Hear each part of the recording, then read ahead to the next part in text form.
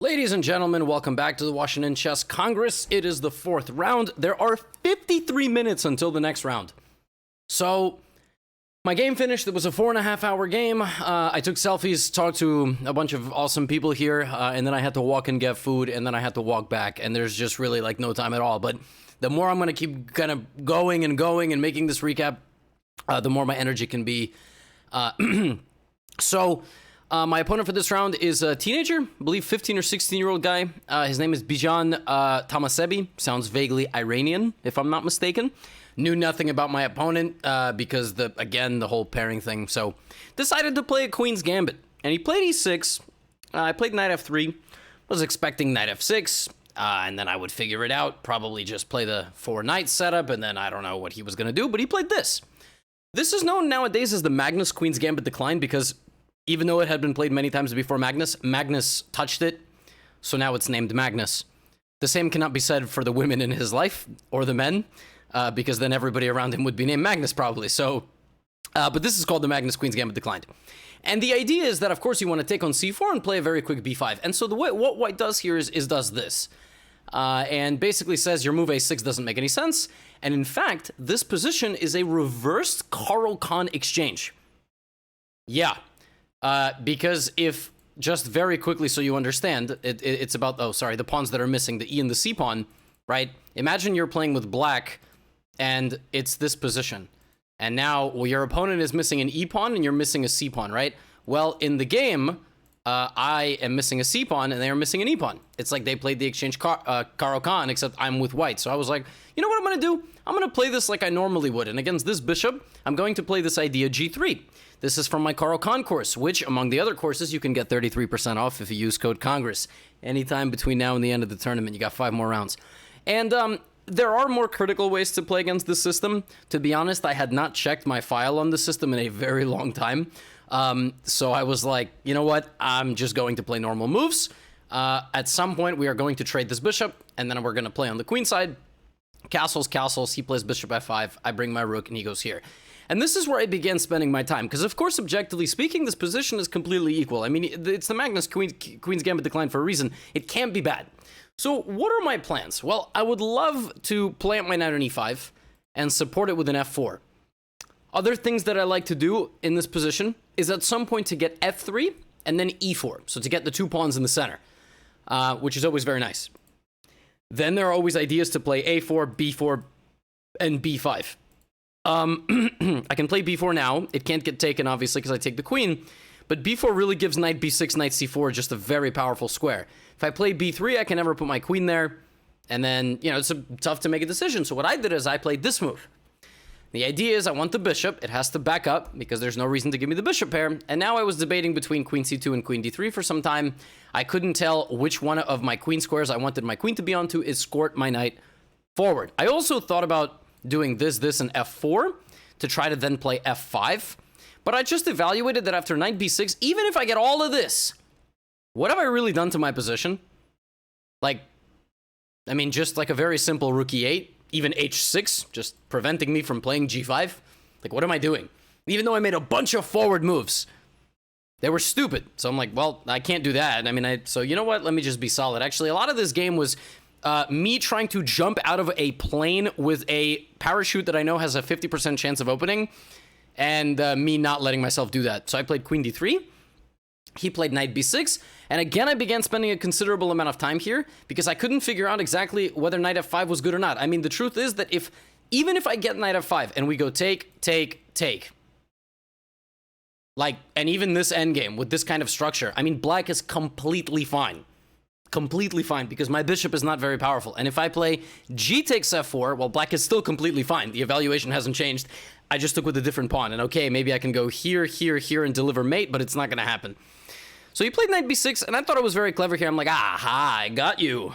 Now I'm going to threaten to take this and damage your structure, and I'm going to go knight f5. And then I'm like, wait, even if I go knight f5, again, this bishop in these structures is supposed to not be good, because it doesn't really have a purpose. It's just on that diagonal. But it doesn't attack anything. So if I can somehow play an entire game without getting rid of this bishop, I should be good. I should be in good shape if I actually play well. Then he went here. And this is where I spent a long time. because I figured now that he's gone backwards, again, evaluating this position is really just, it's just equal. And the worst part is that his position is so flexible that when he plays knight to e8, whenever this bishop gets traded like this, he's going to get his knight there, and then he's going to get this knight forward, and his position just makes a lot of sense. So I figured what makes sense for me, considering he's just kind of brought his knights awkwardly, I should probably come forward and get an escape route for my bishop. That's what I thought, and I thought d4, knight e4. But this felt wrong to me. This didn't feel right. Like, even though I can bring back my bishop and even threaten this very annoying pin, that's a hilariously annoying pin, even just something like knight d5, I just thought black was completely fine, and I've given myself an isolated pawn for zero reason. So I thought this transformation of the structure was maybe not so good for me. The problem is the alternative was also not wonderful. In fact, like, I evaluated this correctly. I just thought this wasn't anything promising, and I had already been thinking for maybe like 10-15 minutes after knight e8. I was like, do I go back? I mean, this is like crazy. I mean, I can try something else, you know, he'll probably repeat moves. And I overthought it, and I just said, you know what, I just got to play a move, so let's prevent anything from, like, coming like this, so let's go b3. Turns out b3 is a borderline losing mistake, which he and I both overlooked. b3 allows him to now get his bishop out of there, so that I'm not threatening to trade it. Yes, you heard that right, threatening to trade it, because he can actually attack my two pieces here. But I'm banking on the fact that my bishop can be traded, but bishop a3. The craziest thing is I saw bishop a3 before I played the move b3. What I had overlooked was that after rook c2, or something like rook c2, it's not h6 which is the killer, but it's f6 which is the killer. So, like, I thought that I'd just get out, something like this. I don't. My pieces are just stuck. He just has this very strong move, queen d7, preventing this and threatening g5. It's craziness. I thought maybe I could go e4 here. I can't. There's just this move. I'm forked. So there you go. Lesson learned. Spend 15 minutes on a move, completely blunder this. Like, you don't even think about it. You're just like, yeah. I mean, I know the bishop can go there, but I just move my rook, and like that's... But h6, g5, it's like crazy. I mean, yeah. You know, kind of nuts. I had no idea I had blundered this. I like, during the game, I just played b3, he thought for a little bit, and then, you know, he played h6, which I just thought was his idea to kind of get the trades going. Like, and he's completely equalized. Like, I thought this is what he wanted. He thought this is what he wanted. Turns out we both suck. Yeah. So, now I'm down maybe 15 minutes on the clock. I haven't really gotten much out of the opening. It's a very equal position. If anyone's playing for advantage, it's actually black, because I missed maybe the one moment to throw some sort of interest in the position, creating an isolated pawn, but at least getting some dynamic piece play around it. So I'm like, all right, I start just playing solid. So I come up with a plan. Rook e1. He plays rook e8. I play a4. My idea is to play a5 and then route the knight to the c5 square. If I can get either of these knights to rotate through d3 to c5, I'm going to be in very nice shape. And I really actually wanted him to play this move a5. I actually thought this was an improvement to my position, because that pawn can be a target either with a rook on c5, a queen on d2, or again, if I can get this knight to c5. Where's his counterplay going to come from? The transfer point of e4, because if I ever trade, that ugly bishop now activates and attacks my b3 pawn. I'm saying it's a little bit more ugly than my bishop, because my bishop can at least reroute to where the queen is standing, on which square it's actually not so bad, whereas this bishop cannot reroute to anything. That bishop sucks. I'm very sorry. Sometimes we gotta look in the mirror to have that moment. Like, damn, I really gotta do better. That bishop can't do better, though, so sorry for that bishop. So I went back to d2. He played queen e7. We're kind of shuffling here. I'm trying to play a little faster, too, to get to that move 40, not get into time trouble. We play knight f3, kind of a natural move. He also has one wild card play. He can actually move his kingside pawns, which I can't do. He can, because he's actually very well protected. My position is not equipped to attack him. If I move my pawns on the king side, he's very equipped to attack me. His queen is closer. But he actually can play moves like g5, believe it or not, which is interesting that you can do that when your position is so solid. So he plays knight back to d7, because the knight isn't going to live there anymore. I go queen b2. Vague idea to maybe in the future get moving with the b pawn, actually. Like, if I could, you know, in a perfect world, get a position that looks kind of like this with rook b1. I mean, I'm actually doing something on the queen side. That's known as the minority attack, because I have the less pawns on the queen side, but he plays knight e4. And I'm like, well, I don't want to take. Again, I don't want to open up his bishop, so you come take me. You come and take me. And he does. And then he brings his queen. like, all right, that's not that scary. I'm defending. And again, I'm a couple moves away from rotating my knight. I'm going to rotate it here, here, and here. And what I'm going to do with my bishop is bring it back and create this little cocoon with my pawns. That was my idea. I want to create this cocoon with my pawns, take the pressure off d5. As I'm doing that, black will obviously be faster with queenside counterplay, but that bishop is still not really doing too much, right? So he plays knight f6. I play knight to e2, he goes knight e4. And even here, by the way, the engine's like, yo, take away this maneuver, play g5, which is just, that's a tough move to play. I mean, admittedly, but the engine is like, play g5, idiots. But he plays knight e4. And again, do not activate his bishop for absolutely no reason. I play knight f4 and he plays bishop f5. And it looks like he has a threat here. It looks like this is a problem for me. But I have this very nice move, f3. He cannot take my pawn and attack my queen with the bishop defended, because you got to ask yourself, where's the queen going to go? Queen's going to go right here. Now his knight's hanging and has no escape. So it walked into the pit, ate an apple, and died in the pit. I mean, I suppose it can, like, go even more before it dies. You know, jump off a cliff, live a little. But he goes back to d6, and here I play queen c5, and I actually really thought I was making progress in the position. I'm like, well, queen c5, you know, if he takes me, I'm going to take with the pawn, and we're going to get an initiative. I'm going to kick his knight back to this ugly square, and then I'm going to play e4, and we're going to open up the d file, and I'm going to transfer my rook to d7 while this pawn suppresses the movement of his knight. And we have a very nice advantage here. White is doing very well here, I thought.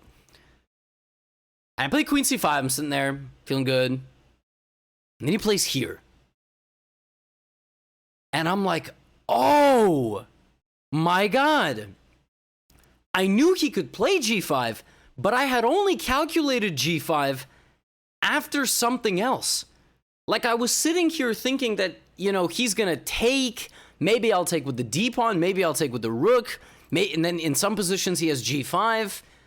And then he just played g5 right away.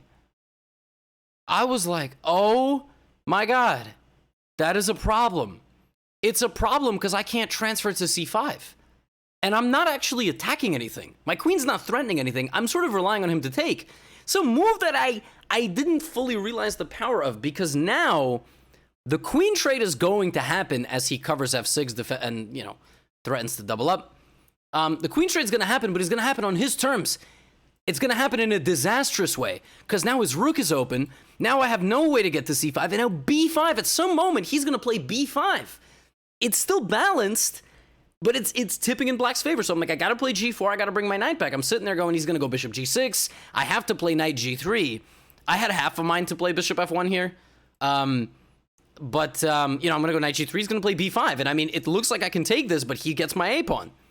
I don't know what I'm going to do. I might just sack the pawn. I might just do something like this. Make sure that he can't get a passed pawn. A crazy, like, sacrifice. He might do something like this. I might try to play aggressively, you know, with opening up my bishop. Total chaos. Like, he goes all in on my queen side. I go all in on his king side. If takes, I can't even take. I have to do this. I lose my knight. I take his rook. It's crazy. Completely crazy. And then he played this move. And he didn't put any pressure on my knight. And I'm sitting there, like, all perplexed. I'm like, wow, that's also a really annoying move. I can't, like, get rid of the bishop. And then it dawned on me. Bishop d3 is an inaccuracy. Bishop d3 is an inaccuracy. It took my opponent 32 moves to play a slightly bad move. For a 2086, that is unbelievable. I mean, this dude was really good. We were balanced the whole game. And here's the idea. e4. He totally missed this move. I had seen this idea, but I couldn't play it when the bishop was on g6 because my knight was under attack, although the engine finds some way to justify it. But the idea is that even though he has more things attacking that square, he can't win my pawn because I always have knight f6. So, for example, take, here. And he takes and check. It's a combination at the very long end of things. With knight h5, knight f6 hits the king, and whatever piece ends up on e4. So I played e4, and I knew the game was going to turn. I was like, be vigilant, because right now he's going to start playing inaccurately. And we both don't have a lot of time. We both have about 8 minutes on the clock to make maybe 7 moves. So he takes, and he plays rook d8. And I'm thinking, he made a mistake, because now his bishop is never going to get out, because I have this move. He did not actually do anything about my e4 pawn. So now his bishop has to skedaddle. Bishop's got to go. I thought maybe he could take on e4, and we would get something like this. I thought maybe this might happen. But actually, everything is completely winning here for white. Even if I play a move like this, and then I come back, like, I slowly get out. So he has to bring his bishop all the way back here. I knew that was good for me, because in endgames, if I maroon a bishop, I think that's the right word, on the corner of the board, that's an advantage. But I still have to make 4 solid moves. How do I play with these 2 pawns? Do I throw them forward? Again, I'm trying to jump off that airplane with the parachute, and like, that's 50% gonna work. I'm like, no. And here I played the top engine move. I'm very happy with this move. In the middle of all this, I move my king. I move my king because nothing else needs to be touched.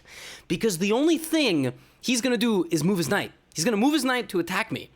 And he's gonna try to force something, because when you have low time, you're right at time control, you wanna force something, a trade, a change of structure. So he plays knight e8. I'm like, okay, no problem, rook d1. I mean, my rook's behind my pawn, this is defended. And I actually thought this move was really strong when he played it. I was like, damn it, because my whole idea was to play knight g3. I was actually kicking myself. I was like, I wanted this, but now there's this. If there isn't that, then I get everything. I get this, I get my knight to f5. I mean, I'm completely winning. All my pieces are dominating. But he played knight f6. And then I had another really, really good moment. I went, wait, trades are completely fine. It doesn't matter if we're trading. And you know what? While we're at it, let's trade rooks. The side that is offensive in the endgame, trying to win it, needs to trade a pair of rooks. Literally what went through my mind is this is the most active piece black has. If he takes me, this is a completely advantageous endgame for white, hands down. Because you just play king e3, e5, and black cannot move a piece. And in the long run, I'm going to try to get this pawn.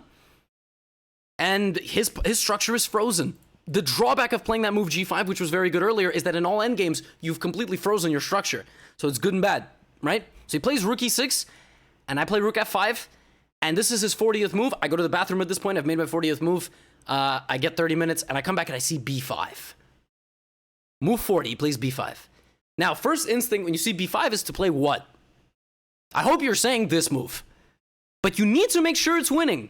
Because what his idea is to transfer the bishop out, attack my rook, and line up a line drive on my d4 pawn. This is what I thought. I thought that was his idea of counterplay. Another idea is this, but the second the rook goes this way, so does mine. So once both of our rooks are isolated on the a file, his whole position is about defending my a pawn. My whole position is about marching down the middle of the board and capturing his pawns. So then he played this, and it dawned on me that he's attacking this and threatening bishop c8, which would win my g4 pawn. But here, I actually was a genius. Normally that line leads to me playing something stupid, but king e3, bishop c8, e5. Danger levels. Danger levels. And by the way, when he takes this, my original idea was to go for this endgame, which is the problem of a closed position with rooks versus rook and piece, because I am now threatening this. The reason I did not go for this is because after rook d7, bishop c6, rook c7, I cannot push. I calculated this. I calculated this, rook takes d1, a6 threatening c7, a7. His only move is to go rook to d8. I now play c7 attacking the rook. He goes here threatening to take, so I go here not letting him take. And the reason that this endgame, with my idea to walk my king in and get rid of his rook, is not a win. The reason it is not a win is because he runs his king, I run my king, he runs his king, I run my king, or actually, rather, king d5, like this, and then there's king d7, and if king c5, something like this is possible, but he also has h5, g4. Like, if in the middle of all my running, he can play h5. Like, in some of these positions, he can do this. I don't think right now, because I get to c6, so I'm actually going to win this race. Something like this. I win this race, like, g3, like take, king c8, g2, here. Crazy. I was calculating all this. But the reason I didn't go for this is because after rook d7, bishop c6, rook c7, I thought like rook a7 was very annoying. It just turns out, I don't know, it turns out this is completely fine. I thought about this, but I saw something even cleaner, which is just take the damn rook. Take the damn rook. And then he does this, and now the only winning move, the only winning idea in this position, where do you move your rook? Do you go behind the pawn, or do you play it on c1 and attack the pawn? You have to go here. Because I actually thought that after this, he can go full cocoon defense, and this position is actually a draw, because I cannot break through. I just cannot break through this. It's insane. Even if I play rook a6, I can't move to the right, because he takes my pawn. So I was like, oh my god. Oh my god. And then it dawned on me, rook c1 is clean, because now my idea is to just go for this endgame. And yes, he can get back in time to stop my a-pawn, but he can't stop both. That's the problem. He gave me too many pawns. And once I had those majorities, it was easy to break through. He plays f5.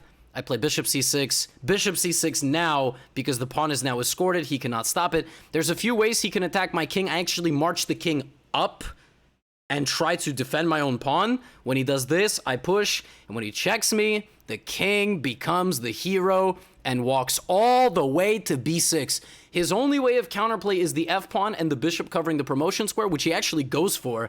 This is very tricky. And by the way, there was one thing right here with king f7 where you can actually lose all your pieces. Check, here, boom, and you actually don't get the queen. It's never too late to do that.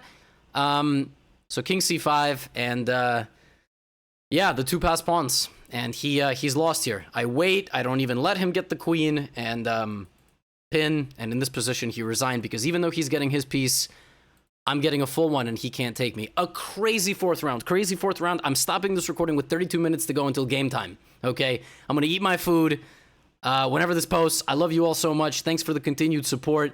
And yeah, I'll see you for round 5.